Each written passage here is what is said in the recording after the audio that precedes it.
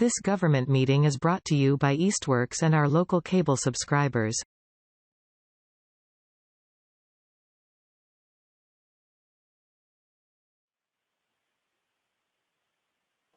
An intermittent stream runs through the center of the property, along here, which divides it into an eastern portion and a western portion. The western portion, which has frontage along Northampton Street, was previously developed and included a driving range and an ice cream stand with associated paved parking and a single-family home and barn. The eastern portion has been used as an agricultural field. All the previously existing structures have since been demolished. GZA Environmental performed a site visit and identified and delineated bank and BVW resource areas associated with the intermittent stream. BVW resource areas were also identified on the north and southern edges of the property. GZA completed a wetland assessment report, which was submitted along with NOI filing. The applicant is proposing to redevelop the site into a mixed-use residential and commercial development. This will include a Roots Learning Daycare Facility, a Roots Gymnastics Center, 10 three-story apartment buildings totaling 176 apartment units, 2 restaurant pad sites along Northampton Street, 2 mixed-use retail and office buildings with apartments above, 1 freestanding retail building, and 2 commercial storage buildings. The development will include the construction of an internal roadway system, which connects the western and eastern portions of the site. Excuse me. Excuse me. Do you just mind moving that over so that those of us on the other side of the podium can just over to the right a little? Sure. Yeah, thank you. Sorry to interrupt. A bridge crossing over the intermittent stream is proposed to gain access to the eastern portion. That's the bridge crossing location. The bridge will span clear over the existing bank channel, so as not to alter the existing channel and leave it in its natural state. The crossing has been designed to meet all Massachusetts stream crossing design standards. Our submittal included a stormwater permit application. Stormwater runoff from a majority of the development will be captured and directed to several detention, infiltration, and detention basins spaced throughout the site. All stormwater runoff from roadways and parking lots will be captured and treated by hydrodynamic separators in the nearest basin with sediment forebay. Stormwater system design will meet all 10 Massachusetts stormwater standards, or Mass DEP stormwater standards, as well as the Easthampton stormwater ordinance. The resource delineation was performed by GZA Geoenvironmental and peer reviewed by Stockman Associates. No work is being proposed within any resource areas. All work, including the bridge crossing, will be limited to within the buffer zones only. We also received a determination from the Department of Fish and Wildlife that the development will not result in any impact to habitat for priority species.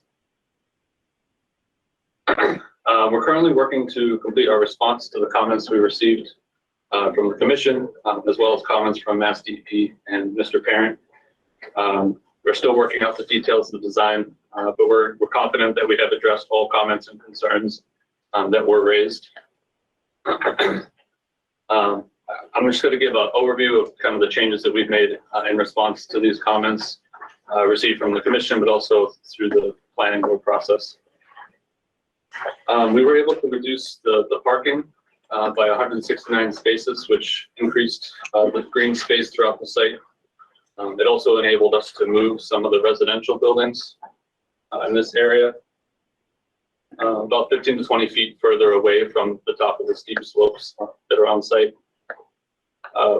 With the current design, the only tree clearing in areas with steep slopes is in the area of the stream crossing. The revised erosion control plan that will be submitted will show erosion control blankets and other slope stabilization measures in these areas. Silt fence will also include straw wattles as requested. The grading has been revised so that no swales direct stormwater towards steep slopes. And the stormwater calculations were revised to use NOAA Atlas 14 precipitation rates, not TP40 as requested. Excuse me. The soils on site vary significantly. USDA soil survey shows 8 different types of soils being present on site. Majority of the site consists of group C and D soils. Since our last meeting, we performed additional test pits throughout the site, including in the areas of the proposed basins, just to get a clearer picture of the soils and their capacity for infiltration. Soil samples from all the test pits were sent out for testing and particle size analysis, which will help to determine true infiltration rates. We're still waiting on the test results, but we should be receiving them very soon.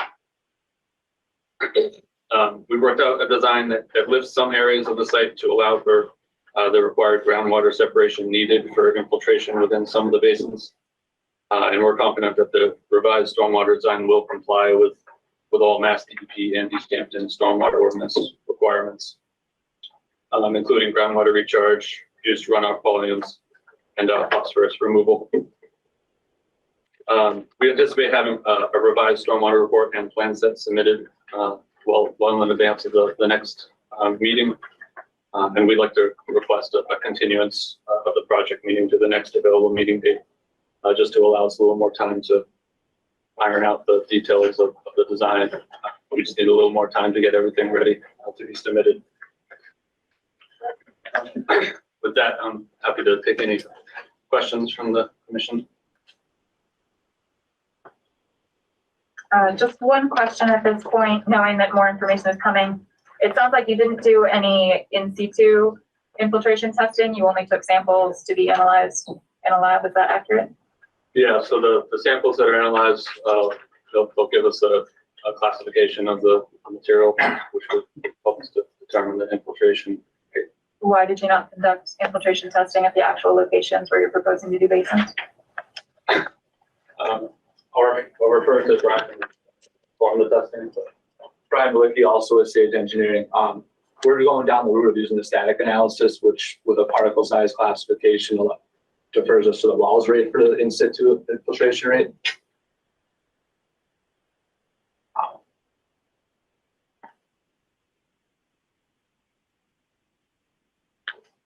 Okay. Are there other questions from the commission at this point? I have questions, but it's about where the stream path is, that is between McDonald's and the apartment building. I know that's on the abutter side. You're on Northampton Street, you have a continuance actually that comes down between CVS and the Fire Ants parking lot. It's a culvert.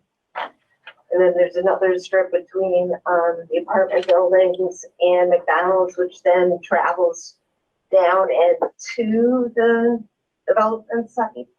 Okay. So whatever you're doing, whatever impacts the restoration, the development, crossing, is any of that going to affect any of the areas within the stream path other than where it's just the taste path development? Right, I understand the question. No, it should not. The way it's designed is to meet or reduce the existing flow rates. So we should not be adding any more flow to the stream. Does that answer your question, or? Yes, I just wasn't sure if any and all things that you're going to do is going to impact, because it is the abutter's property, and then it, continues, and you're only doing your work on your area. We have no information on the abutter's property.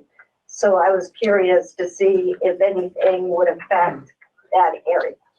Because even though it's separated properties, it is still one traveled area. Correct, and also that area that you're speaking of is upstream of our work, so it shouldn't have any impact to that area. Okay, thank you. So are we asking any questions about the bridge, the proposed bridge crossing, or the removal of the culvert in the bridge? Or are we just Nothing going? related to the restoration. That's a separate issue. Yep. Okay, we'll deal with that next. Okay. You mentioned that you had redesigned by removing a certain number of parking spaces and allowing for more green space, and it allowed you to move some of the buildings away from the steep slopes. Can you point to where that is? And then there was one apartment building that I know a corner of it went into a buffer zone, and I don't know if that was one of the ones that got moved. Can you point to where that would be?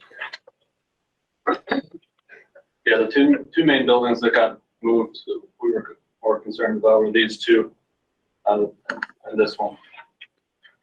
These two got moved about 15 to 20 feet closer. Okay, We reduced the amount of parking in this area, so we're able to kind of squish it a little bit more. and was that the one where the corner of it used to go into the buffer zone? There was one that did in the old plan. It was just, Are you thinking about the mirror habitat? no, this was actually went into the wetland buffer zone. There's just a corner of one building, and if that got eliminated, that would be, mean that we don't have to think about that. Again, The probably only more to it one, than that. I had trouble seeing the setting the closer up view.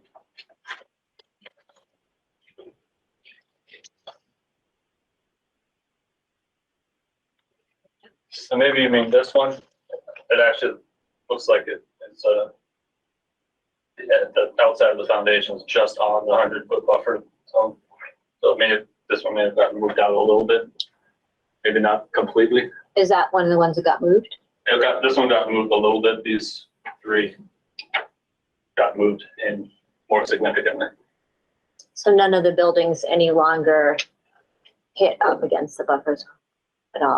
These two were moved more out of the buffer zone, but this looks like it still has a small corner is still in the buffer zone, and this one, maybe about a third of it. I think that was the one, that last one, that was the one I was thinking of. This one. No, the one above it.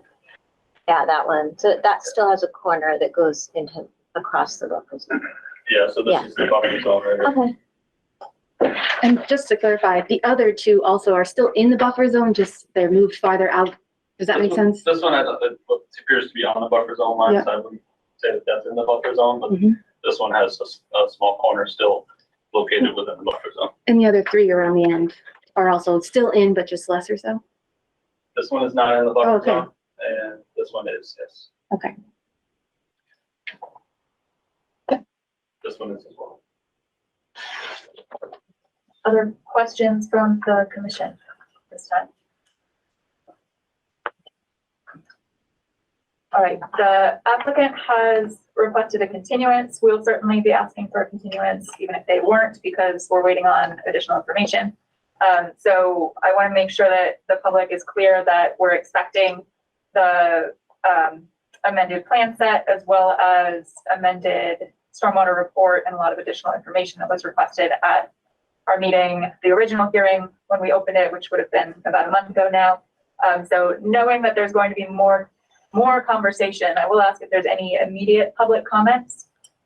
I have received a couple of written public comments, and then I don't know if it's likely that people who are here may still have them in light of that. Do you want to do the written first or the, okay. Sure. Okay. So. I'll start with, I did receive a comment from Dan Murphy, which it sounds like potentially will be addressed based off of their description, but I can read that first and then get to the other public one, sorry. And Dan Murphy is the city engineer for anyone The who's not city aware. engineer, correct. This comment was received January 3rd, 2023. After a quick review of our ordinance, it looks like it does not allow for off-site mitigation. There is no mention of it. The key objective they should meet is require pre-development and post-development runoff volume and quality to be equivalent or improved by reducing runoff volumes, increasing infiltration, and improving runoff water quality. The key standard they must meet is loss of an annual recharge to groundwater should be minimized through the use of infiltration measures, including but not limited to environmentally sensitive site design, low impact development techniques, stormwater best management practices, and good operation and maintenance to the maximum extent practicable. The annual recharge from the post-development site should approximate the annual recharge rate from the pre-development or existing site conditions based on all soil types. From Dan, city engineer. Thank you. Okay, and let's see. So this comment was received December 12th, 2022. It was received online via email during the meeting, so I didn't have a chance to read it at that time. This is an email from Garrett Stover. Dear Chair Busa, December 12th, 2022. Dear Chair Busa, some of the development elements under the jurisdiction of the Conservation Commission ultimately impact surrounding areas. For this reason, it is important to consider resources beyond the boundaries of the development parcel. Please find attached a map showing the footprint of the proposed Sierra Vista Commons development relative to wildlife, fish, and plant habitat identified in the recently released Biomap 3. This was prepared using the proponent's site plan translated from the PDF into image form and then introduced into GIS and transformed to the best of my ability so that they may overlay onto the aerial photos. The accuracy of that transformation may be less than perfect. However, the map should be sufficient to illustrate the point that the proposed project will have impacts upon surrounding natural areas, including Pascomet Conservation Trust's Ed Dwyer Conservation Area. Thank you for your consideration. Please let us know if you have any questions. Sincerely, Garrett Stover, Volunteer Conservation Advisor, Pascomet Conservation Trust. And I just want to share that image for you all so you can see it. Hold on.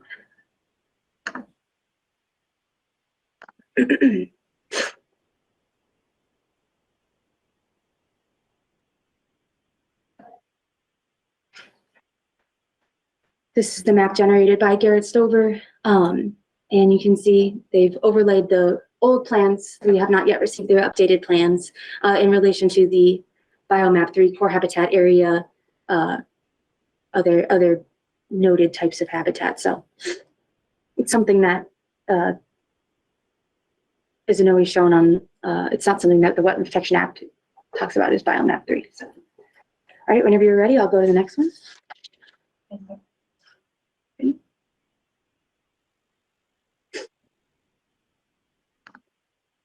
Okay, this message was received January 9th, 2023 from Garrett Stover. Hi, Cassie. Thanks for the update on the schedule. I'm curious, have you or other planners had any contact with Natural Heritage or other EOEA branches regarding this project and NEPA review?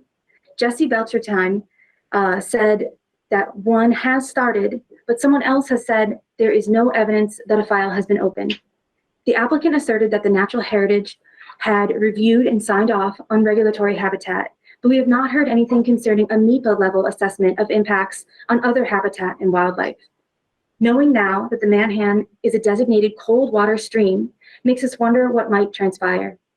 I understand there is also a Concom site visit happening at some point.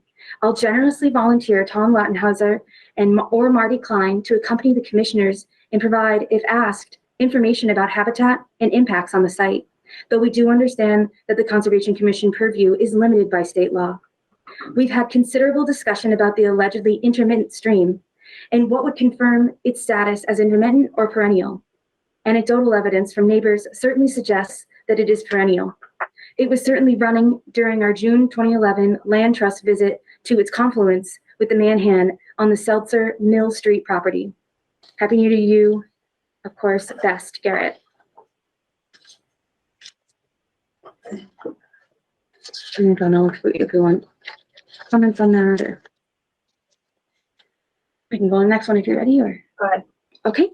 This comment was received from Robert Parent, dated January 4th, 2023. Cassie, I don't see that this project required approval from the Conservation Commission, but it's interesting to note that this project was able to be incorporated permeable pavers and a rain garden in their subject design. I would expect conditions at this site to be similar to the Tasty Top site.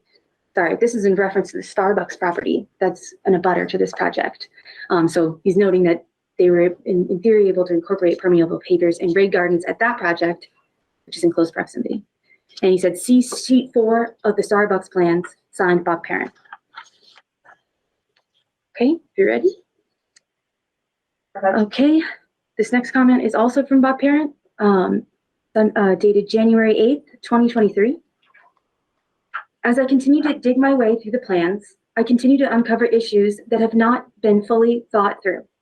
The applicant's phasing plan does not account for the need to construct stormwater, water, and wastewater systems to support each phase when these systems are located in a future phase. For example, before any buildings in phase 1 can be put in use, the new sewer line extending down to the city's interceptor line must be constructed. This new sewer line extends all the way through phase 4, past proposed apartment building number 8, across property owned by Seltzer to the city's easement. Any clearing, regrading, and other site impacts proposed as part of the construction of this new sewer line should be shown as part of phase 1 construction and erosion control plans. If not, the phase 1 limits of as they are currently shown on sheet P1, as well as the phased erosion control plans, are incorrect and very misleading. In addition, interim restoration of all disturbed areas should be shown, since it could be several years or longer before the following phases are constructed. Another example is the stormwater system proposed to serve phase 1. There are several catch basins shown along the project access road to be constructed as part of phase 1 that connect a stormwater system to be constructed as part of phase 4 of the project.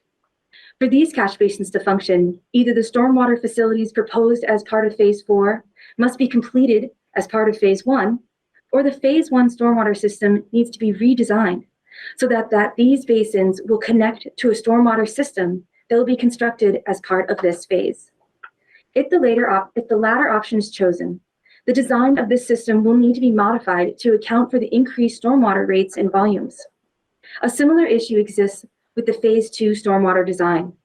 Apartment building number 1, which is proposed to be constructed as part of phase 2, is shown to be connected to a stormwater system that won't be constructed until phase 3. Note, these are just some of the phasing issues that I have found. I expect there may be more.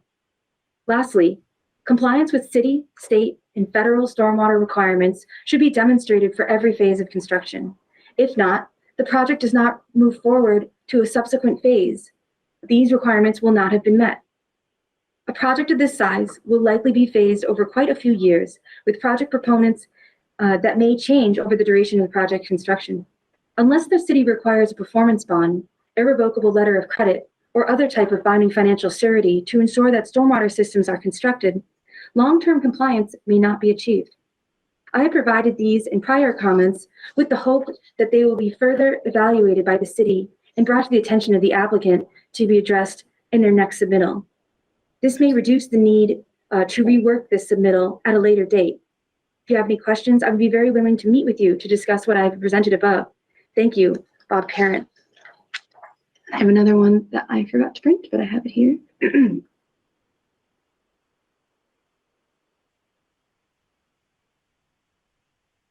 Okay. This is a comment from Robert Parent, dated January 19th, 2023. Cassie, thanks for the heads up. I may sign in remotely, but will be out of town on Monday night. It does not appear that any updated materials have been submitted to date. Is that correct? I spent a little more time looking at the latest submittal and estimated that more than 1.5 acres of property could be added as open space if the detention basins were constructed as underground concrete chambers instead of open basins. This has become a typical practice, particularly when land area is limited.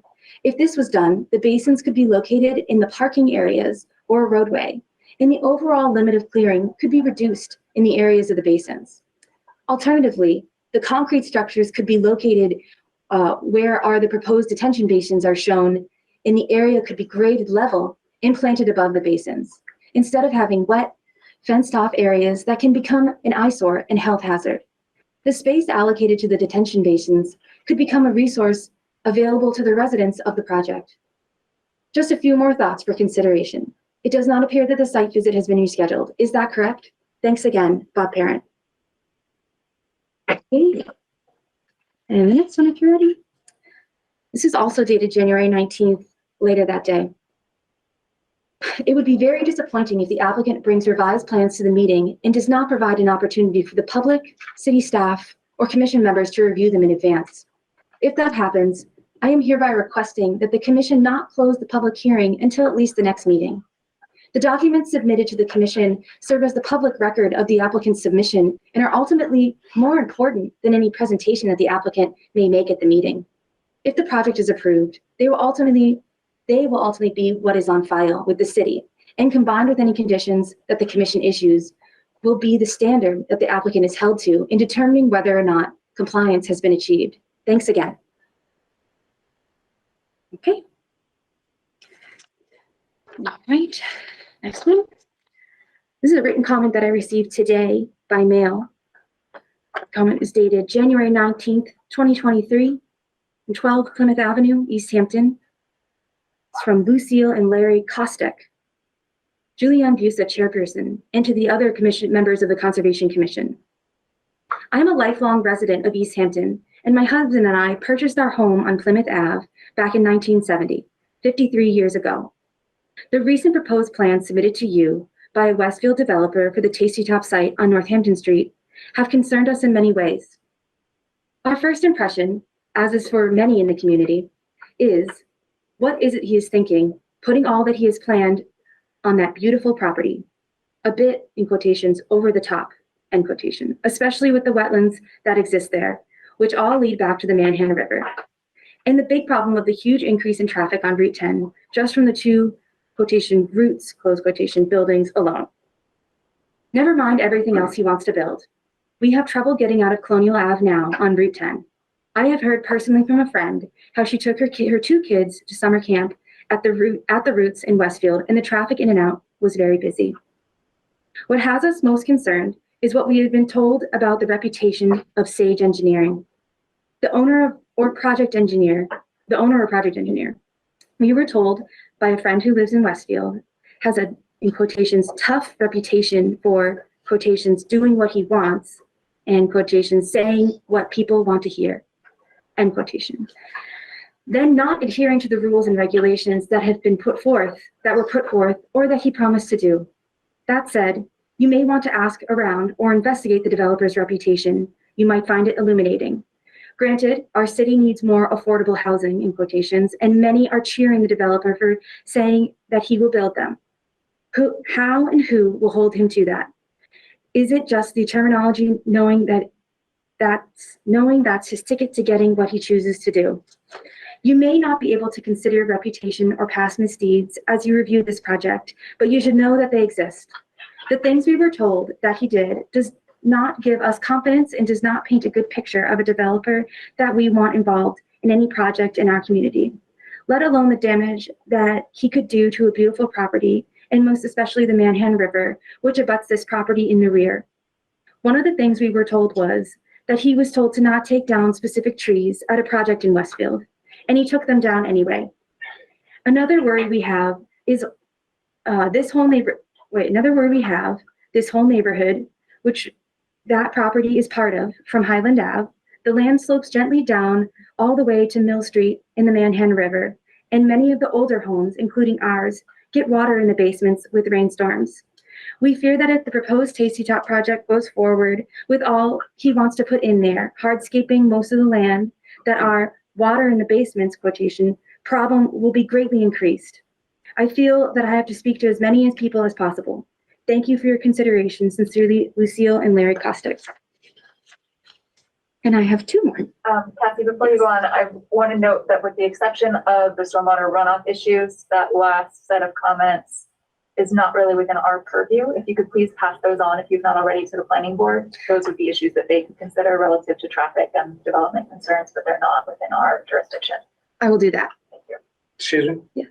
Also, I think a significant portion of that letter was commentary that doesn't really pertain to any municipal meeting.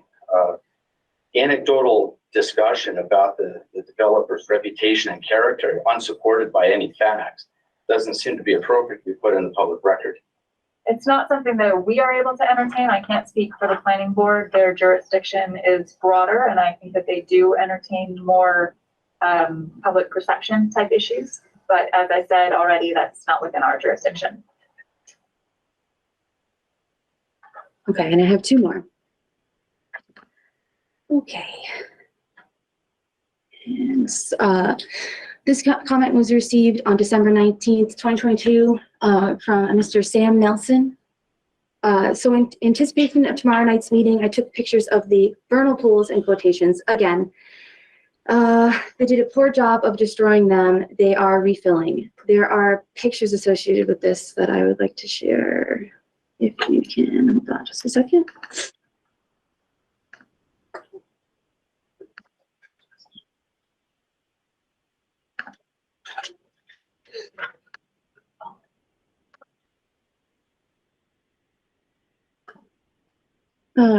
These images were received on December 19th, 2022.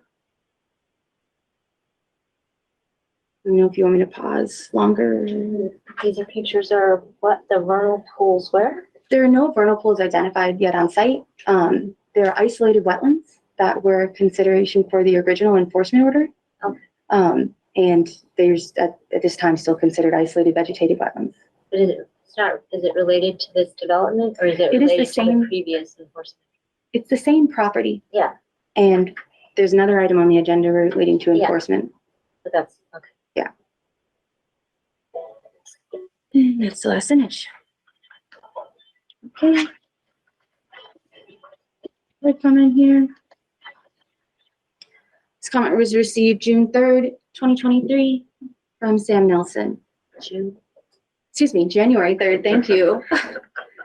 I will do my best to be at the meeting on the 9th, but I'm having surgery on the 5th and I'm not sure how I'll be feeling after that. So I'm attaching some Google Maps screenshots that show the size and location of the largest of the pools destroyed. I believe these satellite photos are from winter 2021, 2022. I say this because looking at my house in the shots, my truck is parked in front of my house, and I purchased that in June 2021. The pool is circled in one photo. The others have the distance legend under the pool to show that the actual size, which I believe was 170 feet long, not small. And these are the Google Maps images that they showed.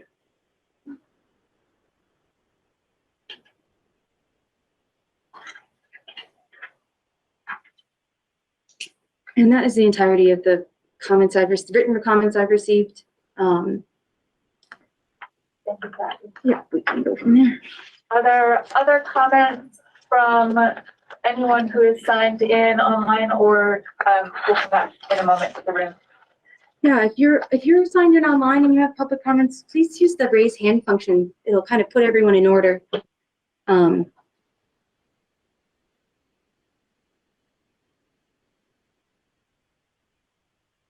Seeing none at the moment. I believe there's a comment or question in the room. Yeah, question. Please introduce yourself for the record. Yeah, Mary Lou Dodge, 4 Lux Avenue. I have a question about tree cutting.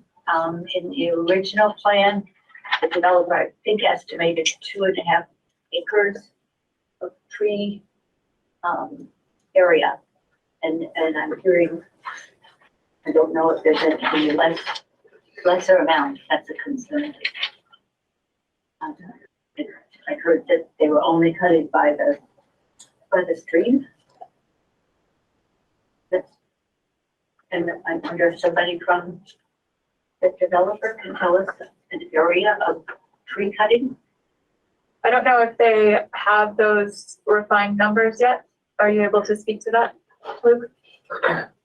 Yeah, I don't have a number off the top of my head, but I know it was reduced due to the bringing the buildings closer into the center of the property. Okay, reduced from 2.5. Correct, yeah. That's a significant reduction.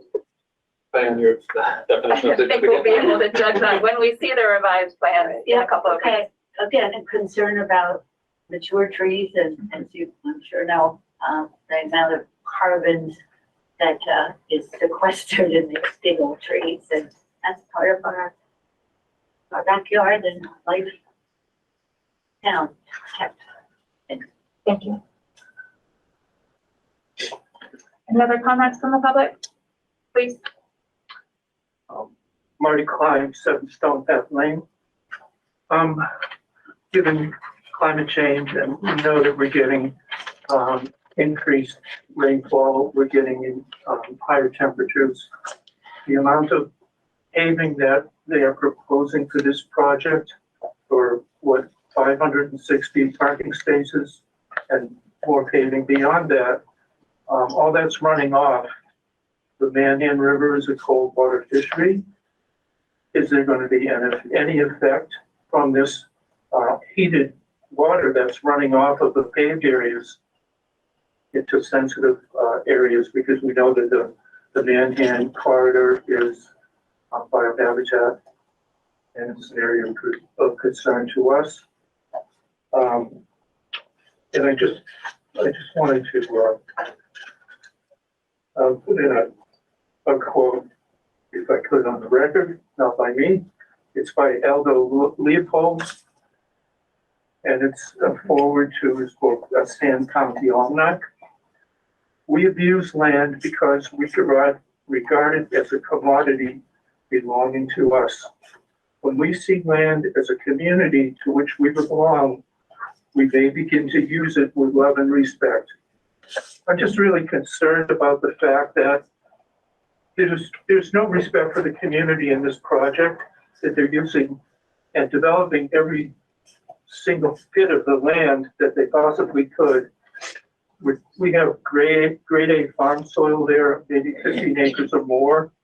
That's going to be covered over with imported topsoil where it's not paved over, and that'll be lost forever.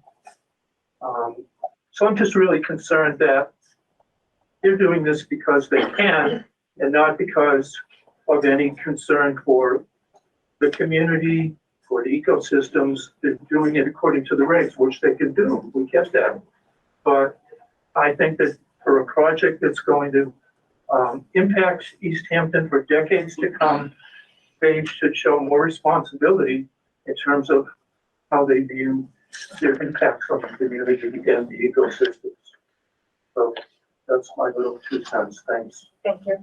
And Marty, I would say again, some of those comments are outside of our jurisdiction, so I would encourage that you also take them to the planning board where they might be more appropriate. I would keep prepared. Thank you. One last call. Oh, yep, please. Sam Nelson, I just have a question. Is the board still expecting a remediation of those vegetated wetlands? There is an enforcement order on the property, which we'll be discussing a little bit later in the meeting. Okay. And is the board going to be asking for an actual determination on whether that's intermittent stream or not? The wetland delineation was finalized under an ANRAD, I believe. Is that correct, Kathy? In 2005. We approved a more recent delineation though. Yeah, as part of the peer review and the enforcement order items, there was a new delineation submitted that the commission has approved but not issued an order of resource area delineation for. If the commission chooses to issue an order of conditions for this project, that would effectively work to set the delineation in stone for the next 3 years until the permit expires. Yeah, you're right. So we've only looked at the delineation so far under the enforcement order relative to that. So I believe the official answer to your question is no, it has not been set in stone. And that would happen as part of the review process for this project before an order of conditions was issued. Is groundwater something that's within this board's purview? Protection of groundwater, yes. Because I'm sure anybody that lived in the town before the post office remembers our issues on Highland Ave with groundwater and then water ending up in our basements. The post office was built just a quarter mile away, where no one on Highland Ave had water in their basements. Since the neighborhood had been constructed, after the post office was built, everyone had water. This size of a complex going in, literally right next door in people's backyards, everyone on that side of Highland Ave will be completely flooded. There's no doubt.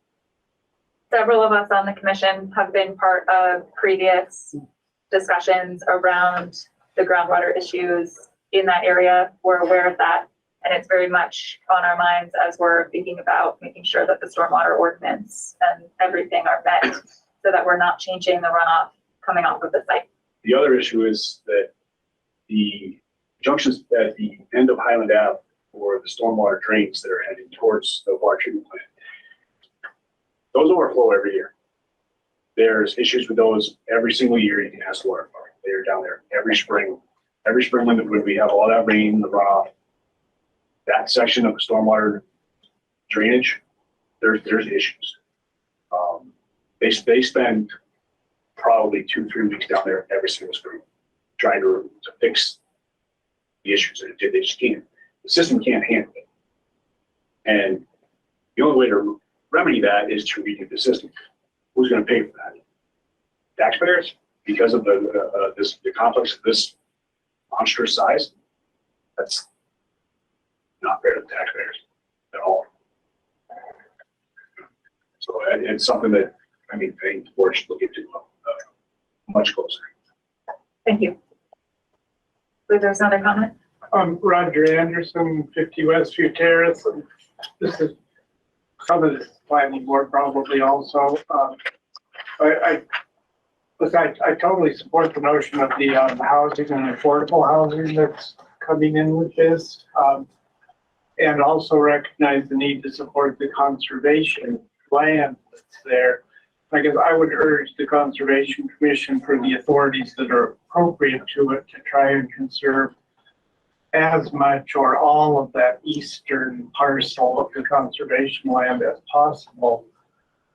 Saying that, recognizing that this potentially have a financial impact on the developer, and I think the city should try and do whatever it can to mitigate that. If there is like conservation restriction purchases on land that's not used or other things that I don't know enough about. I believe that would also be under the purview of planning, as you suggested. So I'll encourage you to take it there. I'll bring it there. Thank you. Last call for public comment, either from folks who are logged in or in the room.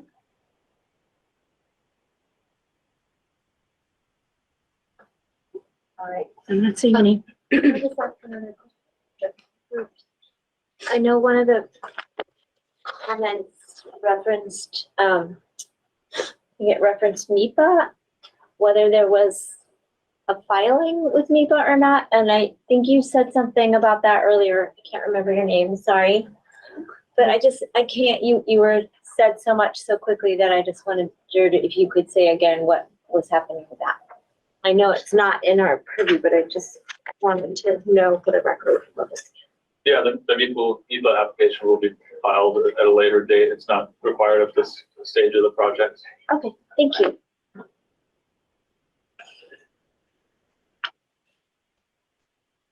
All right, so just to reiterate a couple of points, I think it's obvious from all of the public comments, as I'm sure you can tell, that there's significant public interest and concern in preserving the resources around this site, particularly those that are downslope and downstream. And that is within our purview to be thinking about, even though most of the work that you're doing is technically outside of jurisdictional resource areas, because of where you're located relative to them, there's significant potential to impact those being at the top of the slope and upstream. So I'll just encourage you to be thinking about,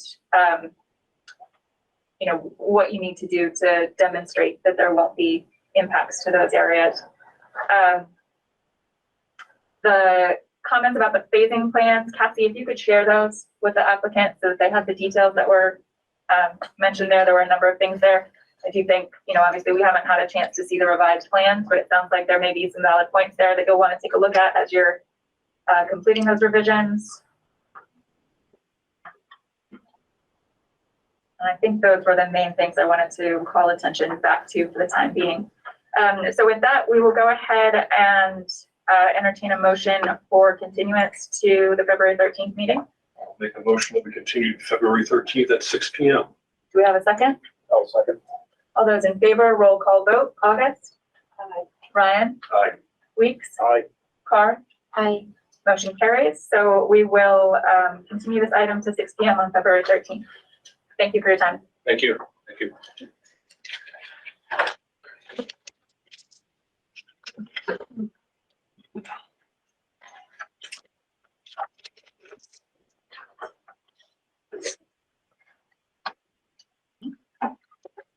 All right, moving on.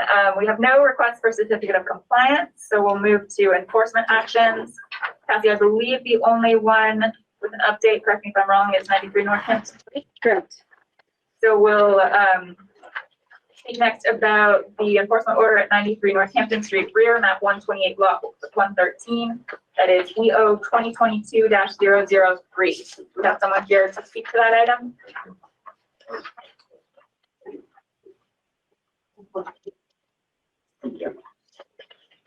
Were we expecting Dan to speak to this? He's here. Trust me. Oh. So I didn't hear you. Say that again? We are ready to hear an update on the enforcement order, if that's something you're prepared to do. Yeah, we submitted that to you folks. Please reintroduce yourself. I'm sorry, Dan Mitchell from GZA. Working with Sage Engineering for the enforcement, items for the stream crossing area and for some of the work that happened out back in the isolated wetlands. It turned out to be buffer zone through our delineation process through the peer review. So what we've done is the site is what we'll call the stream crossing area. We've already have an approved restoration plan for that. So the other part for restoration would be the bordering vegetated wetland that we, through the peer review, identified out in the field area, close to the eastern property line, close to the adjacent property, the Gall property. We have proposed at this point to put 30 shrubs in there. Actually, I think we have about 18 shrubs and 12 trees to sort of mix that up a little bit. There were some woody vegetation in there in the past, and we're trying to put that back. So that would be in that bordering vegetated wetland section that was identified on the map, I believe D1 through D14 with the flag numbers. Thank you. So that's the highlighted area on the lower part of the three different highlighted spots. So we put shrub plantings and shrub and tree plantings in there. We'll mulch over the area. I'm not proposing to put any seed mix in there. I've been having problems with seed mix creating perfect habitat for rodents in the winter, and they end up killing all of the woody plants that we put out there. So the Soteria, which is the yellow foxtail, which is native out in that field, will continue to grow. That's a facultative species that will continue to grow. So we're just going to let that particular herbaceous species keep growing. Adjacent to this particular wetland on the Gall property, there is blue vervain, there's lurid sedge, there's at least 3 or 4 other species of herbaceous wetland vegetation, which will also seed over into this area every fall when those plants set seed. So we'll most likely get some herbaceous growth that way. But what I've been finding is if I put herbaceous growth in with my woody, the first winter, the herbaceous growth falls with the snow, but there's a void underneath, and the mice and the voles run around underneath, and they girdle, or they eat all around each of the woody plants because they're very fresh and very young, and they kill them. So I've lost tens of thousands of dollars in plants that I'm not going to do anymore. So we're not planting herbaceous. It's already there. It'll come in on its own. I want it to come in slowly so that the woody plants have a chance to establish their roots and become resistant to herbivore, to other organisms that would eat it. So that's something I've been finding over the last 5 or 6 years. We've been doing that. It's been much more successful. The other 2 areas that are highlighted here are within buffer zone. Those are areas that were part of isolated wetlands that were identified in previous delineation back in 2005, which I was involved in. I was also involved in this new delineation. Those 2 areas, the larger one that you see there is going to be a detention basin. We did look at that with Cassie before it snowed, our first snow fell this year, and there was no erosion. I know, Julie, you had some concern or had a remembrance of that area potentially having some loose soil downhill of the silt fence. We looked at that area and did not have that, so yeah, that area is stable. The smaller area, the one in the middle of those 3, that area is stable. It's not eroding. There is a silt fence with a straw wattle right in front of it right now. We saw that in December when we were out with Cassie, and there's no evidence of scour or erosion from the subsequent rains that have happened since that work has happened. So we believe it's fairly stable in there. There's a good canopy over top that's probably deflecting some of the raindrops, but there's not any erosion that we're noticing in those 2 locations. The middle location is going to be partly building and partly lawn around the buildings. So that's how that's going to be quote unquote restored. They're going to be developed that way.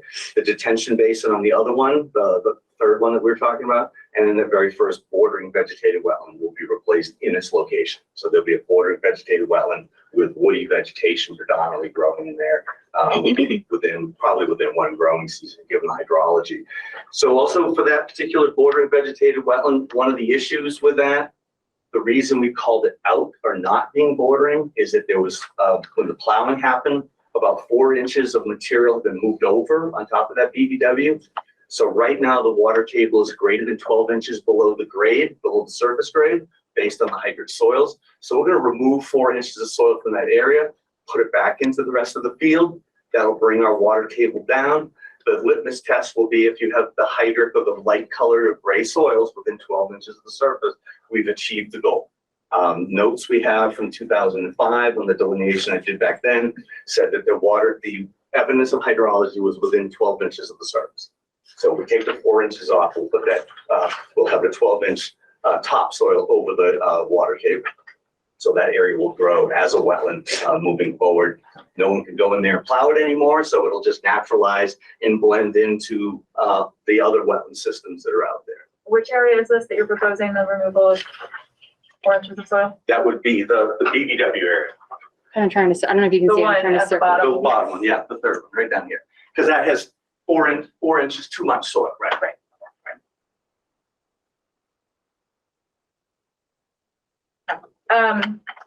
We didn't, as far as I know, we didn't receive these, or at least they weren't circulated to the commission, the updated materials until sometime today, so I haven't had a chance to read what was submitted. And I'll just note that was my error. I apologize. You did submit them in time. Yeah, you submitted them on Thursday evening. Sorry, I it's an ongoing apologize to the process, that's commission. Yeah. One thing that I want to note is that this matter is distinct from the project that is proposed on the site, which is not approved and not guaranteed to move forward, either because of permitting or because we just don't know ultimately that the proponent will move forward with the project. And so I want to make sure that we're including anything that is appropriate for restoration, assuming that that project may or may not ever happen. So to that end, I understand that the other areas were areas that we identified as being isolated wetlands, but I do want to make sure that if they're not already revegetating, that we're proposing something there that would restore them to a long-term, stable community. Certainly. I mean, there's not much growing in there right now. I would recommend just a conservation seed mix in both of those areas, throw some mulch on top of it. Right now, it's telling us that what I mean by that is because the land's been open and we've been having rain, freezing conditions, and high runoff, we're not seeing erosion. So I think it's going to handle okay as it is, but that's not a reason to leave it like this. When we get into the growing season, we can put mulch and or conservation seed mix down there and get something to grow. Yeah, that certainly would be a way in case the other project takes longer to get approved. Yeah. And have you outlined in the materials that we need to review a timeline for implementation here? No, I was going to leave that up to you folks. I mean, we would probably get at this in the spring. Probably more like May would be a good time, or late April into May to be a good time to get in there and get seeding and get that on the ground and get the mulch down, and then hopefully the next growing season it should take off. Is that when you would expect to do the woody plantings as well? Yeah. And if you're having problems with small plants and herbivory, why not plant larger, more mature species? Because they're new. When you first put them in, they're young. I don't care how big they are, they're young. They've got cut off roots, and it takes a while for the plant to grow enough root mass to handle as canopy. So by doing that, they're under stress. They're under stress. They're not going to be very well to protect themselves, and the rodents are going to get in there and just gargle. So it's bigger trees. It's just more financial loss is what's going to happen. You can't have what I do now is I put mulch 2 feet around the plant so that I suppress the herbaceous growth for at least 1 to 2 growing seasons. Let the shrub, let the tree get established, get its root bound in the ground, or not root bound, but get the roots established in the ground, and it can handle being attacked a little bit better than the plants we put in. Because I'm putting 4 or 5 foot shrubs out there. Those aren't little, and those are still getting eaten. 6 foot is still going to be the same thing. I don't think it's going to stop because they're hungry, and that's the perfect time of year that they're looking for an easy thing to eat, and they're they're full of juice, those little plants. And so I assume that the restoration plan also includes monitoring and replacement as Yes, necessary. to yeah, account for that. we 2 years of, just the standard, 2 years of monitoring, 75% regrowth of the area. Yep, exactly. The monitoring report once a year, that's in there, and the success ratio, all that's in there in the plan. Okay. And then skipping back to the bridge for a moment, you noted that we had approved the restoration plan for that already.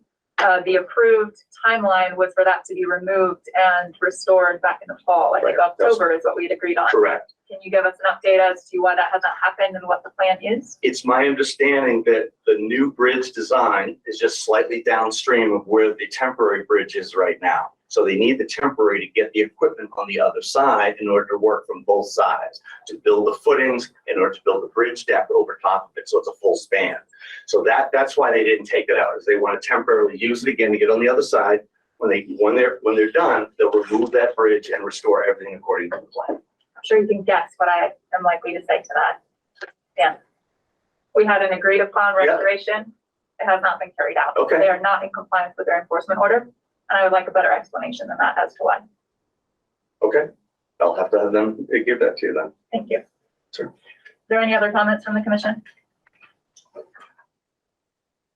No, I just had the same question you had about what if this plan doesn't move forward, because it specifically states in your letter that one of the areas the restoration will be addressed by the development of the new property. So, and you already spoke to that, but same question. Deb, you had a question? Yeah, so when the bridge is removed, that's when they'll also remove the culvert. The little that extra culvert that we found was buried, yes, that would be removed at the same time. At the same time? Yeah. And will this be done prior to the restoration? You remove the bridge and the culvert before you do the restoration? Yeah, we have to get that material out of the way, then we restore what's underneath it. Okay. Did we ask about if there was any invasive species to be removed in that area? I don't know. I don't recall either. I don't know on the site visit we did or not.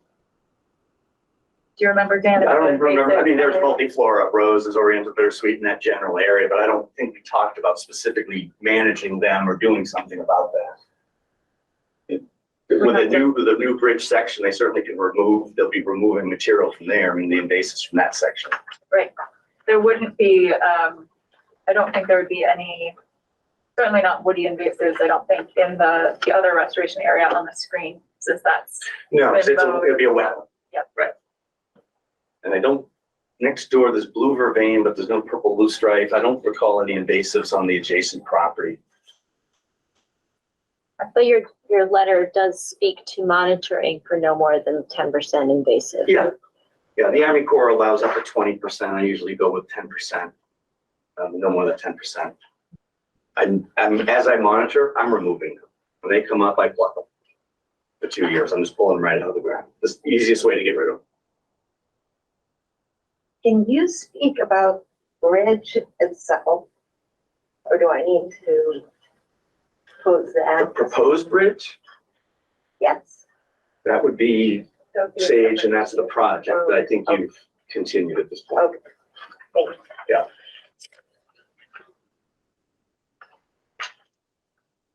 Cassie. Yes. This is a question. I'll leave it to Julie whenever you want to open public comment. No further comments from the commission? Okay, we can open it to public comment. Marty Klein, 7 Stone Pet Lane. Having walked on the eastern portion of the property in the past what was the driving range, it's obvious there's a significant deer herd that frequents that area. Are you planning on putting 4-foot cages around all the herbaceous plants that you're putting in? No. What's going to protect? What you say you're going to do about the small herbivores, but what are the plans for the deer? They're going to not. How are you going to keep deer out from eating your bushes? We could put a snow fence up around it, that'd stop them from coming in. How does the board of commission feel about that? I mean, we could do that, but the bottom line is if it doesn't succeed, we don't get 75% wetland vegetation, it's on the applicant to keep planting until they reach that. So it's to our benefit to not have them die. So we're trying to do everything we can to keep whatever plants we put there in place for as long as possible. So if they do get eaten by deer, then we're obligated to put them back. Right. During the 2-year monitoring time period. So it's sort of protected that way. But we'll talk with the folks about potentially putting up a snow fence as a protective measure for a couple of growing seasons, keep the deer off. Right, and yeah, and I mean, again, this is an enforcement order, and we're going to be looking for restoration to be carried out. So if it, if 2 years in they're eaten, we're going to be saying you haven't completed the Correct. restoration that was Yeah. required. So Understood. it won't end at 2 years. So I mean, we'll entertain whatever proposal you'd like to make in protecting the plants that go in, but ultimately it is on the applicant to keep replacing if necessary. Yeah. Yeah, I can tell you there is a very extremely significant deer out there. We're talking 20 or 30. It's not a small deer herd for that small of an area. It's quite large. Your woody stitching plant, they will be eaten by December, minimum. And to the bridge, as Mr. Klein stated before, just seems like they ignored the order. Sounds like it's part of the course. I don't know what the commission plan out about that. Any further comments?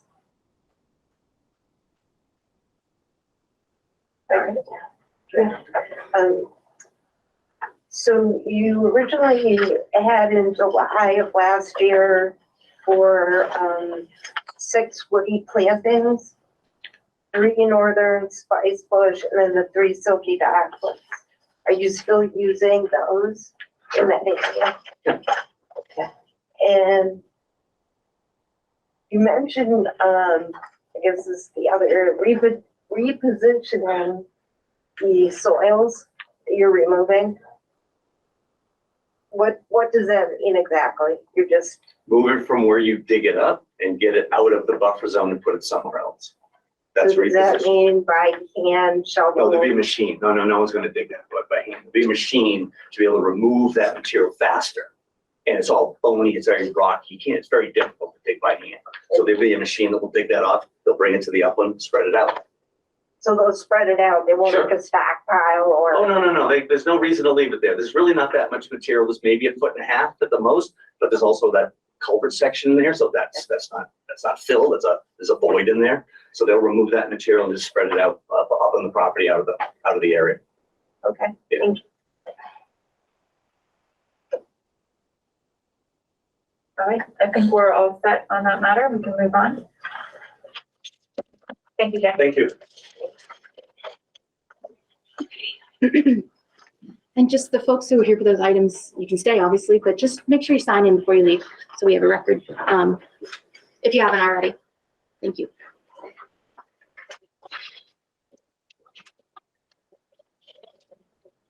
All right, moving on to open space update. Kathy, is there anything to report on Cordell West?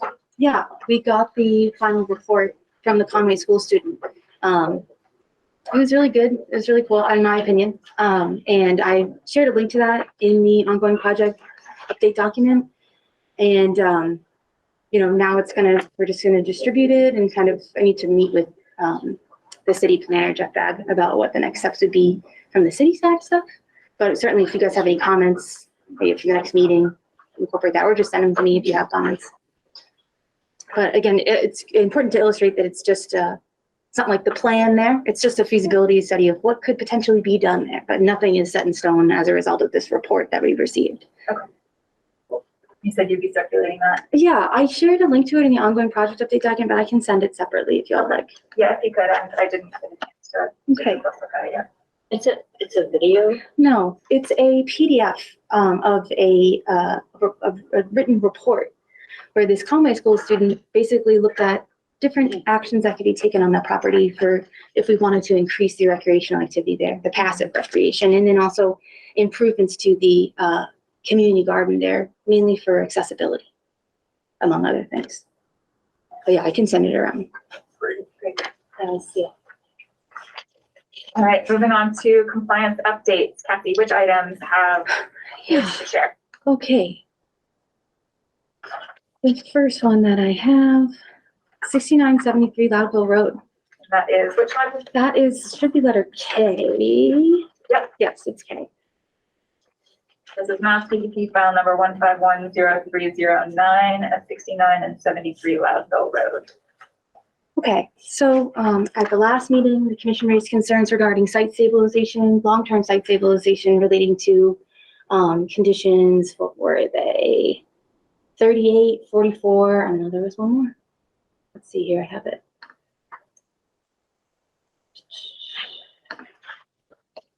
Excuse me, 38, 44, and 47. Condition 47 are related to stockpile, securing the stabilization of stockpiled soils, a component of which would be using silt fencing around the base of those stockpiles. That has been confirmed to be added from the last report that they submitted to me, the next SWIP report. The other two conditions related to a stockpile of erosion control materials on site, and the other condition, that was condition 38, and condition 44 relates to soils which are disturbed for more than 14 days, and there's not essentially, well, yeah, that are going to be disturbed and stay disturbed for more than 14 days on site. So I reached out to them about all three conditions. Like I said, they met condition 47. I've confirmed that they've established the erosion controls around the stockpiles. But I received related to the other, and they're working on getting the stockpile on site, which is related to condition 38. For condition 44, I received a message from the environmental monitor, Ryan Nelson of R. Levesque Associates, which I can read if you'd like. He had a question about fulfilling that condition. The question goes as follows. Good morning, Cassie. Craig was going to check with Carlos, who is the contractor, to make sure extra erosion controls are on site per condition 38. As for condition 44, although I've seen it used commonly on other projects, it does not seem practical most of the time, especially for the relatively flat areas of this site that don't pose a significant risk of erosion. Currently, there is erosion control blanketing anchored at the rear of units 8 and 9, where it is steepest. Since we are in the winter months, nothing will germinate. So to adhere to the number 44 condition, the applicant would have to put down more blanketing or straw and doing so across the entire site would be a big expense. If a well-established perimeter of silt fence is maintained around the site, then I don't see the concern for normal construction activities within the limit of work. Would it be possible for the commission to amend this condition to apply only for the steep slopes areas such as those near units 6 through 9? I did respond to them that they could make this request to the commission in person, but I got it this morning, so I knew it was short notice for them to have a representative attend, and they were not able, obviously, to have a representative attend in that short amount of time. But I noted that it was likely that the commission would probably have concerns regarding past efficacy of those perimeter controls. There have been breaches that they have in a timely manner corrected those breaches, but they have occurred. And then also that there is a concern that they need to remain within compliance with the construction general permit. The construction general permit, let's see, I worded it here. The order of conditions is written to mirror the construction general permit in a lot of ways, particularly regarding stabilization requirements. The construction general permit, section 2, part 2, soil stabilization requirements, and section 3, part 6, stabilization deadlines. Note that basically how we have it in condition 44, that if it's unstable for more than 14 days, it should be stabilized by either seeding it or using erosion control blankets or whatever means will successfully achieve that. And then I said, the commission may have concerns that even if they would agree to amend this condition from the order, they can't necessarily reduce requirements under the construction general permit. We don't necessarily have the authority to do that. So I got a response. Ryan, again, he said, sorry for the delay. In his response, he was working on other deadlines today. Unfortunately, will not be able to attend tonight's meeting, but ask that you please present to the commission our request on our behalf, as I'm doing right now. They have two additional items for the commission to keep in mind. One, during the time of the previous breaches you mentioned, which were repaired in a timely manner, that occurred over the summer/fall, the roadway and associated drainage network had not been completed.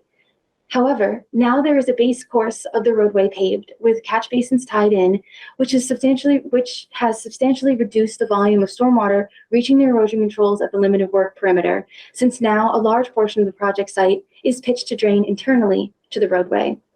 And then two, construction of some of the units is still ongoing, which requires staging of building materials and lull loaders to frequently travel around the buildings, disturbing the soil. To place additional ground cover erosion controls across the entire work site is not practical due to the interference with some of the still active construction portions of the site. That is why we interpret condition number 44 to only apply to the inactive disturbed soil areas that pose a risk which sheet flow directly to erosion control barriers at the limit of work. Once again, sorry we could not attend tonight, but I will follow up tomorrow morning after the meeting. Thank you. So with that all said, I just don't know. I was curious to see what the commission's response would be. Well, the fact of the matter is that their entire site is inactive because they're shut down for the winter. That's what I've been They told should have done previously. this before they shut down, and they should have done it at a time when they could still get seed to grow. So they've caused their own problem. And I'm not interested in entertaining a change to the conditions. The standard condition which we have, and which, as you noted, is also a condition of a construction general permit, which presumably they're out of compliance with. That's not our jurisdiction, but they have more than just us to contend with. Do others have further thoughts? Well, also, when I went out with you, that was October, November that we found breaches. It wasn't last summer. Yeah, right. I can pull up that, but I do remember. I thought it was October, November. Yeah, there have been breaches well into the fall. Yeah, he noted in here that it was summer fall, is what he said. So. And we've had a ton of rain this winter. Like the ground hasn't even really frozen hardly at all for very long. So in some ways, we're still in like a fall type condition, which lends itself to erosion.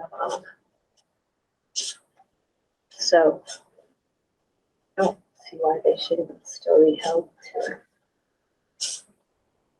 At the very least, they should be mulching the site. I don't know if we might entertain that for some of the large areas away from the slope. We could try that and see how it works. That would certainly be less expensive than that. Things like that, so they could mulch that. But they need to do something. They can't leave it bare all winter, not with the kind of winter that we're having. Right. Thank you. I will communicate that to them. And if we try that and it fails, then we'll expect them to stabilize it more stably, for lack of a better word. And I don't think the expense is really, I mean, obviously worth asking the consideration, but it's not really our consideration. It is not, that's correct. But if they mulch it, they can drive on the mulch. Yeah. It'll still stay tagged. Like a big mud pit there.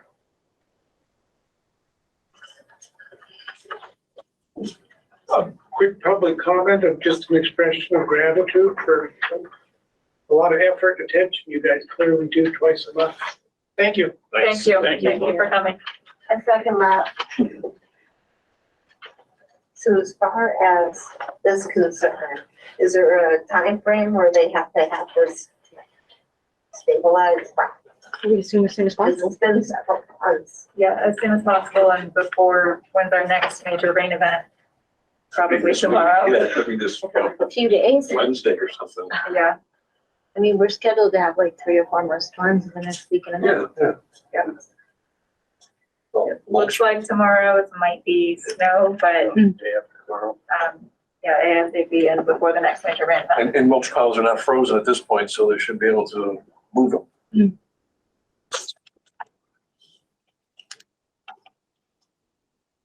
Okay.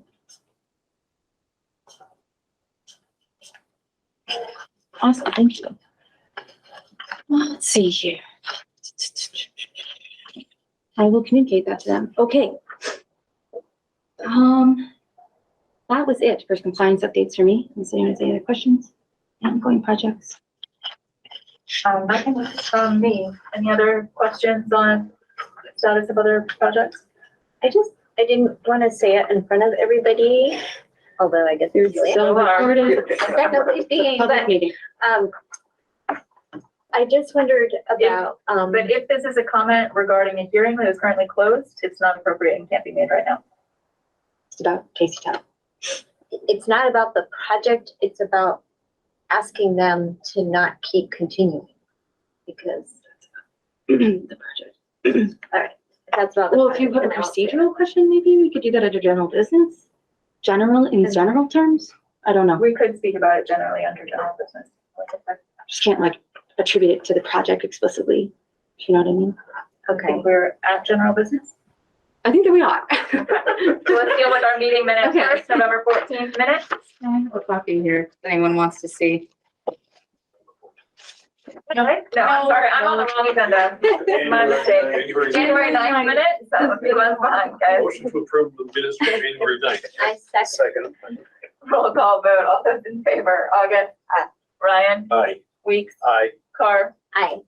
Thank you. We'll approve and accept the minutes from January 9th. Site visit protocol, and we did not schedule a site visit, but we still don't have the revised plan, so I'm not too worried about that. We can deal with that next time. Cool. And it looks like we may have snow coming in the next few days, which would preclude that anyways. But do we have any further insight, Kathy? I forget where we left it. Were you gonna ask some questions? Yeah, so again, in a general sense, which I think it's important to sort out, not only with the applicant later about the Taste Stop project, but specifically just for how the commission will conduct itself into the future. As a refresher, there was the attorney, so the open meeting law has generally, if there's a quorum of commissioners in attendance in which they want to deliberate and discuss official business, that needs to be posted. It needs to have it happen at a public meeting. Can't happen outside of an unposted public meeting. There is an exception in the open meeting law for site visits. In 2017, Attorney General's office, in a legal decision, added clarification to that exception. This was shared with me from up here, another agent organization, and they basically said that you can, in order to conduct on-site inspection in compliance with the law, the board has three options. One, post notice of the inspection as a meeting, provided only if the property was accessible to everyone, including members of the public. Two, visit the property as individuals or in groups that constitute less than a quorum so as to avoid deliberation among a quorum.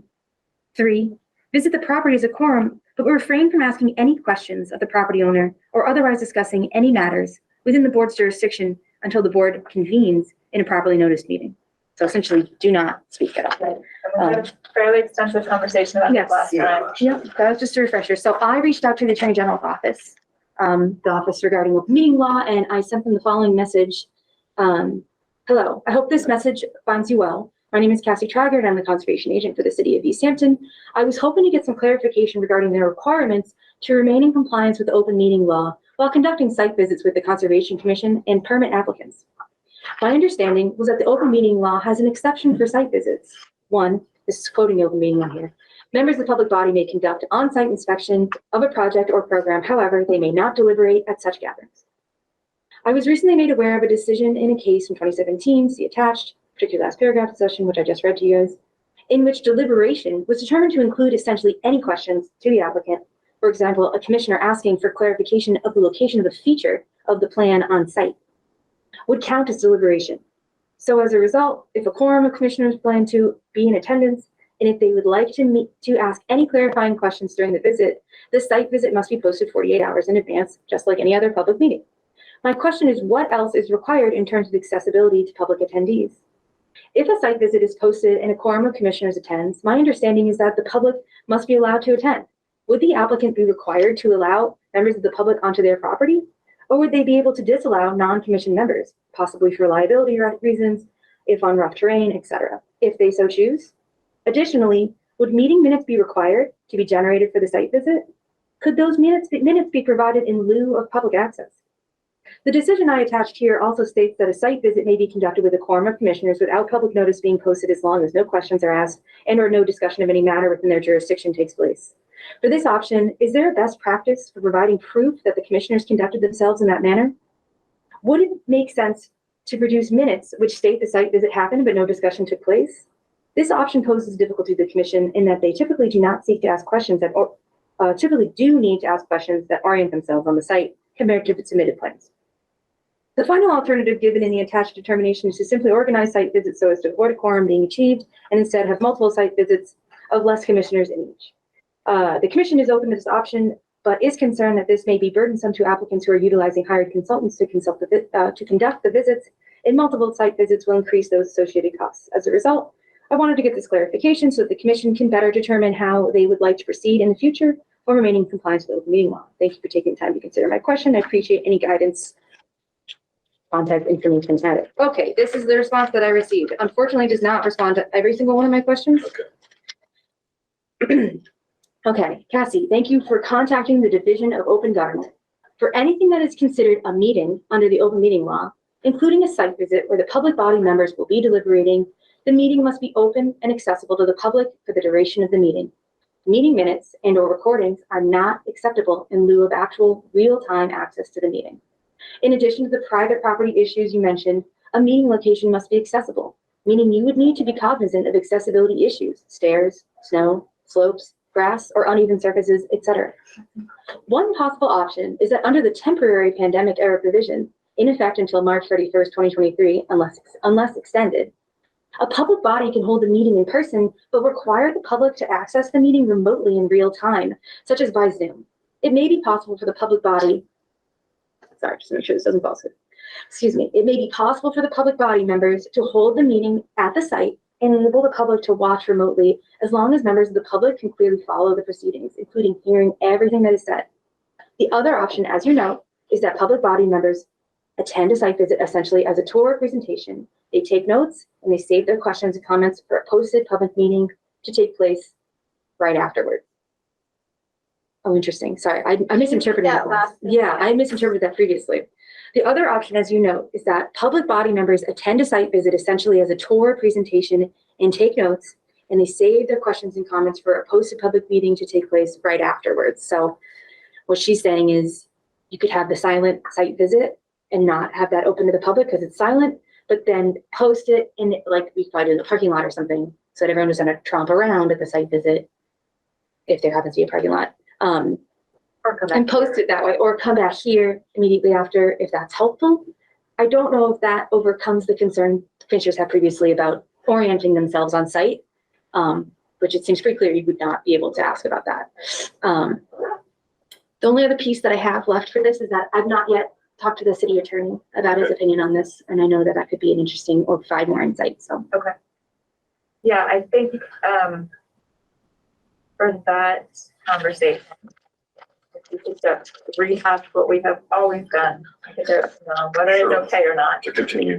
And if not, then I think treating it as an open meeting is not tenable because these sites are not accessible. We can't guarantee that. We can't walk around with a screen capturing everything that's happening. That's not a viable option. And we can't be unable to ask clarifying questions. That's Where's the the point of the site visit, right? So I think that leaves us with the only real choice being to have multiple visits and make sure we don't have a quorum. And to treat those smaller visits the way that we always have, with no deliberation, but clarifying questions are fair game. And I mean, for a lot of site visits, we don't get a quorum anyway, so it's really going to only affect the larger sites that have more public interest and more moving pieces like this one that we've been dealing with. So it wouldn't be, I don't think we'd see this becoming a burden for like a homeowner, for instance. But I think that's where we're going to have to go. Sure. I agree. And, you know, in using the Tasty Top project as an example where there is a lot of interest and just in the interest of contractors' time and landowners' time and your time too. Instead of having separate site visits on separate times, maybe we can just phase them so that 45 minutes, One group subset comes in, A, Sure, that one makes group sense. comes in. a non-quorum group, and then the That's second the thought. 45 minutes. Yeah, And that way you at You're not least, dragging the contractor back and. right, at least you don't have the travel time. Yes. That's a good thought. And I think that'd be acceptable as long as you don't talk to each other when you're passing each other by and like, all just that be good sort of careful. stuff. Yeah. Don't ask. And then we're gonna have to let you Too late on know. that. We'll have to let you know if we are attending. Yes. Oh, yeah, Oh, that is yes, something I wanted to right. know. So I try to send out those Google invites and Right. if people can try to just say where they're gonna go now, then I can make it. And normally it doesn't matter, so it's okay if people don't respond, but now I think it's important that people Yeah, tell but me. if we get to the parking lot and there's, Too many the people. gap is 3 and there's 6, okay. Draw straws. You draw Yeah. straws. Sorry, Go get see you them next off. time. Yeah. I'm willing to submit my questions in advance and not go. That's another option. Well, any question that can be submitted in advance Yeah. doesn't need to be asked. Right. Like, Shouldn't be. That's Right, not relevant.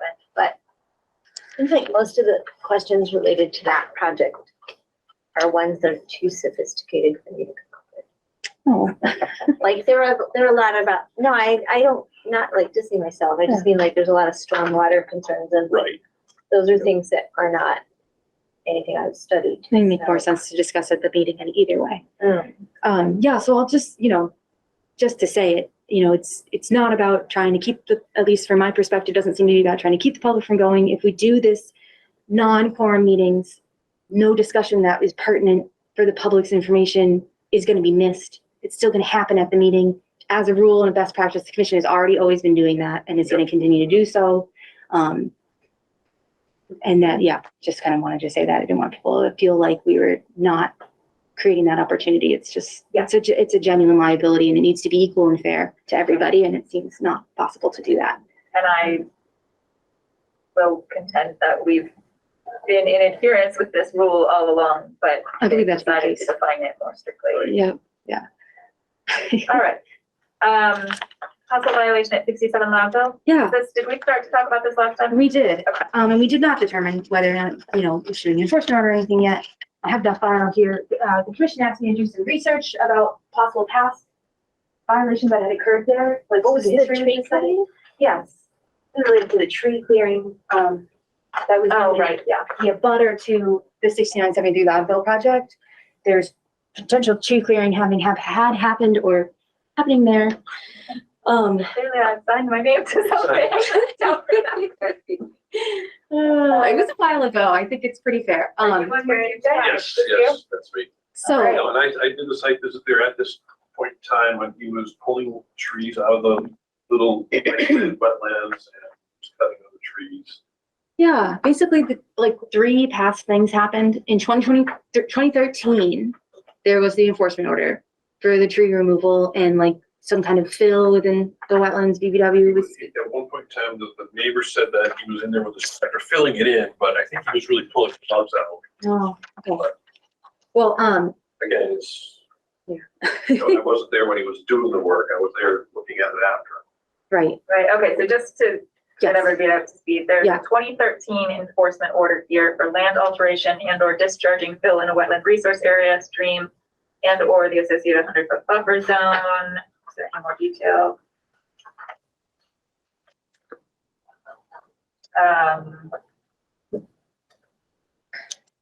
It does not appear to be any more. Yeah, and it was resolved, or determined to be resolved in 2014. It's either the first letter in that stack or the last letter after commission did a site visit. Yeah. And y'all found it to be resolved. There's minutes associated with that, which we can harken back to if y'all would like. Yeah, so in August of 2014, commissioners observed a freestanding shed had been removed, an appropriate number of variety of native shrubs had been installed and mulched with wood chips, and no further violations have occurred. The commission discussed this matter at its August 25th meeting and closed the file. No further action is required. So that was handled and dealt with. Mhm. There was an RDA submitted in 2017 that I don't think it was ever pursued. I didn't see mention of it in the minutes in 2017. This was for emergency tree removal or trimming. I don't know if it was full tree removal, certainly trimming at least. And then subsequently later in 2017, that same year, an emergency certification was issued at the recommendation, it looks like of the Board of Health, they issued like a notice to them Okay, about the hazardous trees. I see. And then it seems like the commission issued an emergency certification saying, yeah, go ahead and remove them. Okay. Which is a mechanism that's helpful if they don't have time to go through the RDA process. You know, like, we gotta remove these trees now before they like fall on this person's house. So Right. that seems to be what has happened there. And what was I gonna say? The commission last meeting had asked me to send a letter to the property owner noting the tree cutting policy and telling him to stop cutting trees. And I apologize, I have not yet done that. I'm gonna do that tomorrow. So I'm sorry. Okay. Yeah, I was delayed. All right, so that's where we stand, it sounds like. Yeah. There's probably nothing further needed at this time outside of that action. And yeah, I didn't know if like this changed anything for you guys. I know everyone wanted to see it. Does it change anything? Or are we gonna want to, do we want me to try to like have them come to a meeting or obviously like establish contact and just say, don't do any more, or ask for a site visit or Does in the what, letter? I'm sorry, does what change what? So what does this information about past history there change anything for what actions the commission would like me to take now? Send the letter noting, asking to stop doing any vegetation, tree removal, or activities that aren't allowed. Noting the tree cutting policy, I'll add that in there. I'll attach that to it. Do you guys want me to like suggest, request a site visit or attendance at the next meeting or anything like that, or both, neither? Site visit, see what we're looking at. Yeah, I mean, Cassie, you've only viewed this from outside the property. Correct. Right? Yeah, let's schedule a site visit, in case there's further extent of clearing that isn't visible and we need to require something more. And then hopefully they can give me some more details about like when they did it, how many was. Yeah. That's Okay, but not necessarily attendance at the next meeting. I can talk to them about it or just update you guys next time and then. I'd say see what you, I would say let's leave it to your judgment. Okay. If you conduct the site visit and it's clear that something more needs to be discussed, then please ask them to attend the site visit. Does that work for everyone? Yes. And if it's clear from the site visit that no further action is needed, then you don't need to bother them with them. Okay, yeah, okay. If you're That on the sounds good. fence, feel free to invite them and we can discuss. Yeah, that sounds good. I will figure that out and send the invitation to all of you. Okay. Okay. Wetlands ordinance discussion, I will just give a quick update that the subcommittee met after our last meeting. And we made quite a bit of progress in terms of going through the MAC, what do they call it? The model ordinance, comparing it with comments that we had all generated to date, as well as our draft from back in 11 or 12 or whenever it was. There's a couple sections that we need to spend more time on, and we have a meeting scheduled again at the subcommittee next Monday, the 30th. So once we've gotten through that next meeting, I suspect we may have a more robust update for our February 13th meeting. We will make quite a bit of progress on the bylaw at that point. We've not yet touched the regulations, which is where the meat of things will be. Try the TV. Okay, yes, I wanted to say, so we scheduled our next like subcommittee meeting to be on the 30th, I believe it was 31st, 30th, whatever Monday, when we don't have a meeting. Would you guys be willing to do that virtually, or would you want to do in person and instead shift to the 6th like we had talked about the other alternative date to be? I'm not gonna be able to meet here, unfortunately.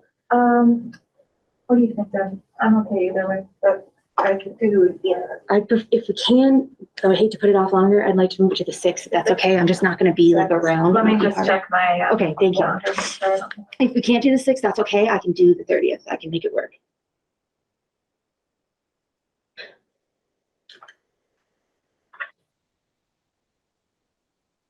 Yeah, I can do this. Okay, so February 6th. Back in November? Yeah, I can do that. Okay. And then at the same, what did we say, 6? I can't remember what time. 6. Okay. I believe in our room. Is there anything else scheduled down there that we need to think about? I'll double check.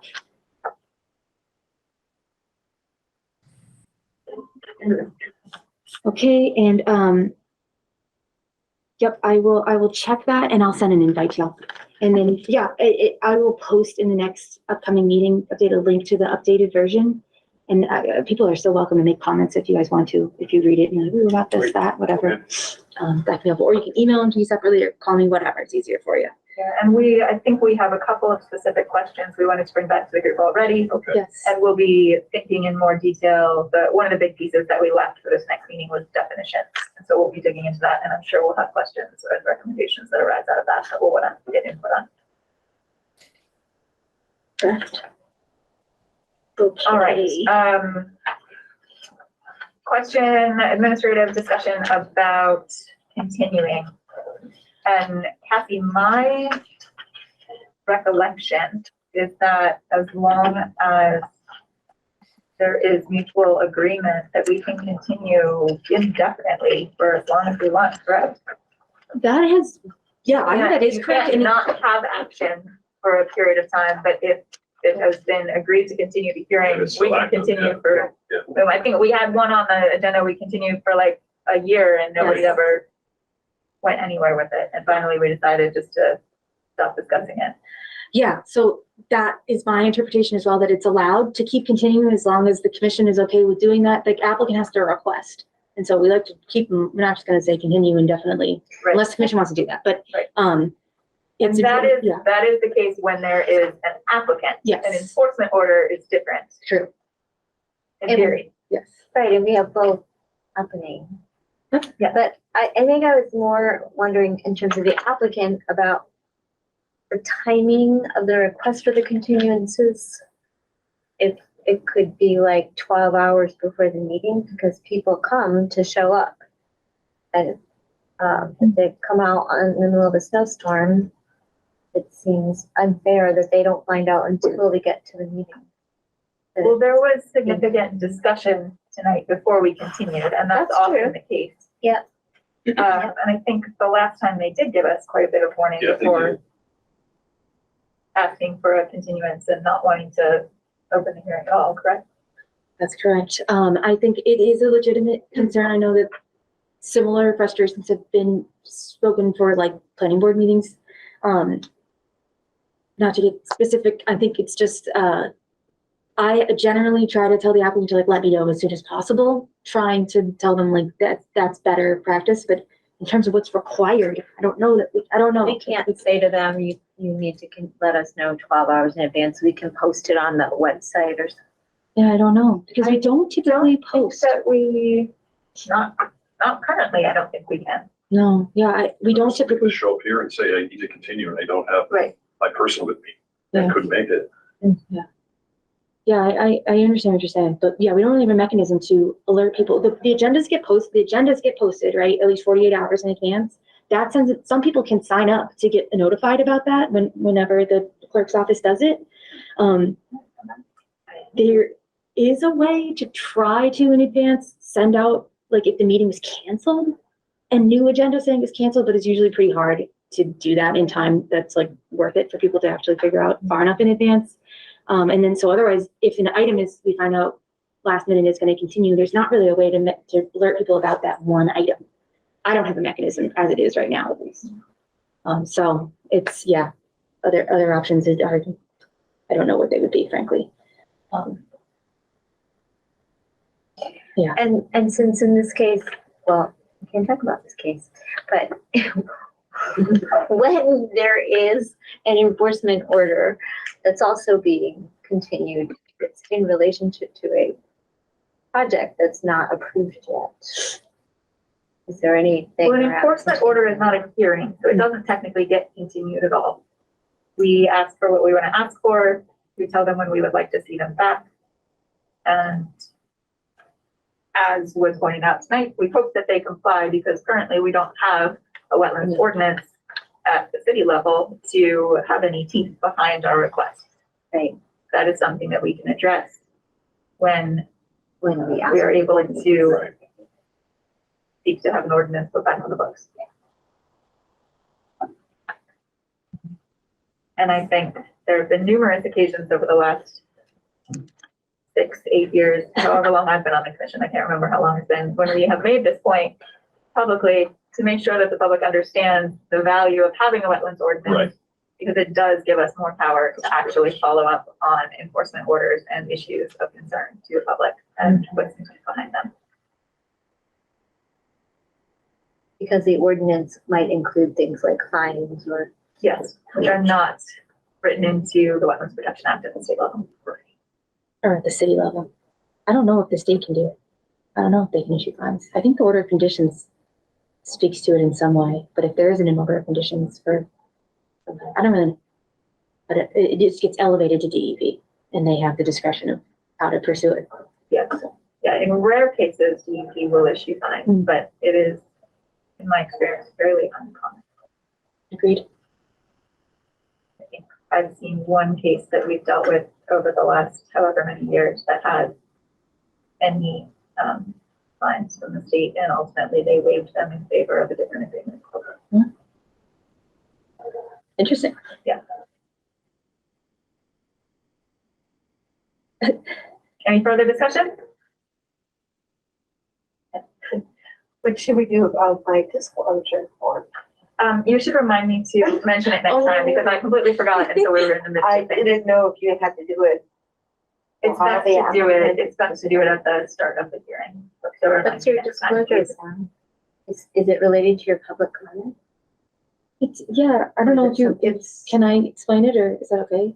You can explain why don't you just explain the general process for why you would do a disclosure? So if a commissioner thinks that there might be a perceived, even just perceived conflict of interest, one thing that a commissioner can do is reach out to, with the current application that they're reviewing, you can reach out to the Attorney General's office. They have the Ethics Commission, excuse me, they have an attorney of the day who you can call and they can make a recommendation on what you should do.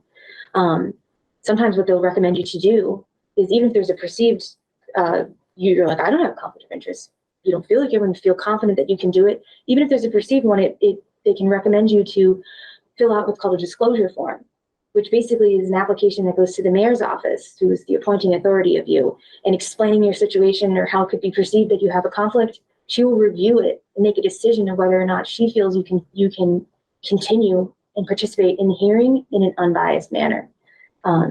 That was completed for Commissioner August, and it was the mayor did issue a disclosure form stating that she is okay to proceed. Well, I think I'm asking because I think I might be in the same position. Okay. Yeah, send me an email and I can, or call me or whatever, and then we can talk about it. Yeah, because it's easy to figure out. It was pretty easy. I mean, it was pretty easy for you, so it's a cool resource, the Attorney of the Day. So we can go. I just want to know if I can make public comments or not. Oh, I see. In regard to it. Generally speaking, if commissioners are allowed to make public comment at other board and committee meetings. Right. It's as important long as we disclose that we are speaking for ourselves, not on behalf of it. Exactly right. Exactly right. Typically, things that would constitute conflicts of interest are proximity to the project is the biggest one, or any kind of financial interest that can be, gleaned from it, or possible perceived financial interest is the main thing to consider. Right. Yeah. So the reason that I or Dan occasionally recuse ourselves from projects is because our company is involved in them. Right? So we're not allowed to participate. And that we don't have to file a disclosure for each of those. We just recuse, and then we're just not involved. Yeah, sometimes best practice is just to recuse, especially if you still have a quorum. That can be the easiest and clearest solution, but sometimes it's not what we need to do, so. Oh, good question. Yeah, I'm fine. Next time for research. Okay, thank you. Yeah. Anytime. All right. Do we have a motion to adjourn? Motion to adjourn. Okay. Second. All those in favor? August? Aye. Ryan? Aye. Weeks? Aye. Carr? Aye. Motion carries. It is 7:48. And we are closing the January 23rd meeting of the Easthampton Conservation Commission. Our next meeting will be February 13th at 6 p.m. Thank you, everyone. Thank you. I'm going to stop the recording now. This government meeting is brought to you by Eastworks and our local cable subscribers.